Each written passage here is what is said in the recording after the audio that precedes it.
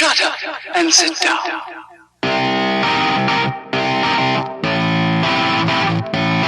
Oh, hello and welcome to another Wild side-by-side video. I promised you the dimensions for making a false floor. What you will have to bear in mind, if you're going to make your false floor, which of the tabs you're going to sit it on. Now, if you've put full-size spare in the back like I have,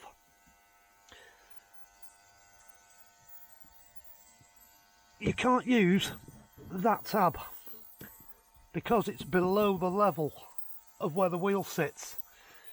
You then have to move up and use the tab up there, which is why I've got that shape there, because that is what sits on there. Just something to be aware of when you're making your floor. The tabs at the back you're going to use anyhow. There's 1, 2, 3, 4 of them across the back. You've just got to pick that. If you're just making a boot floor and you've got your space saver in, you can use that one and you'll just come down and locate there. So I'll get you the dimensions now.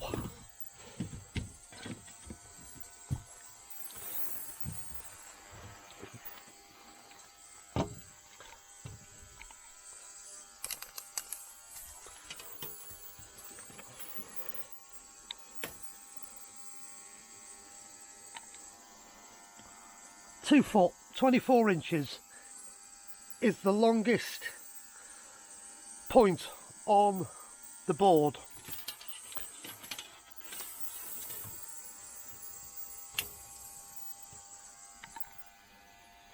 And we're on 18 inches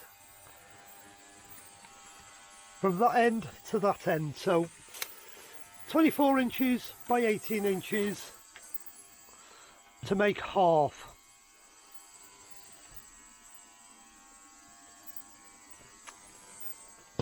And what I'd advise when you just cut them out square initially, so you've got flat edge, flat edge, flat edge,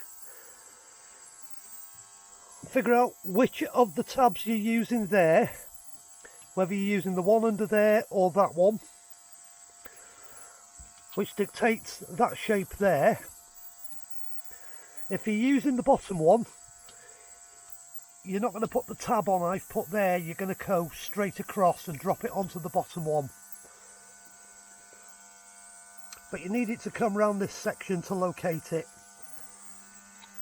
And I would make a cardboard template for here and just transfer it onto your piece of wood, mark it out, cut it out. And it's a mirror image on that side. So once you've got one to fit, flip it over, that one will mirror onto this side, make your second one off your original template, then do any adjustments you need to make after you've made your panels. So, like I say,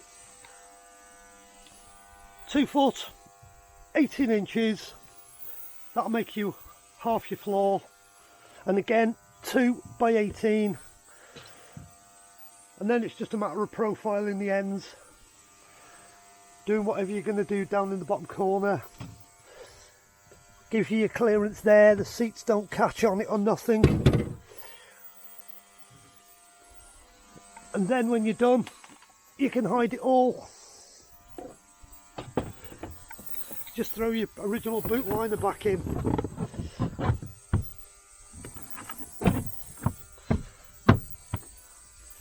And job's done. Raised boot floor. Let's get that out of there and I'll show you that it doesn't interfere with the seats.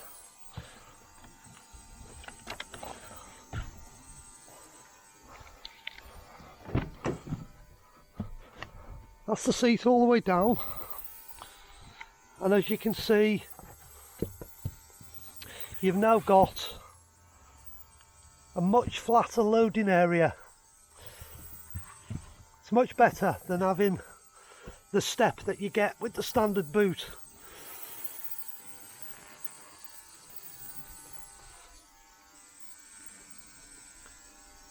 Hopefully you can glean some useful information out of the video. Please consider a thumbs up. Please consider subscribing to the channel. Thank you very much.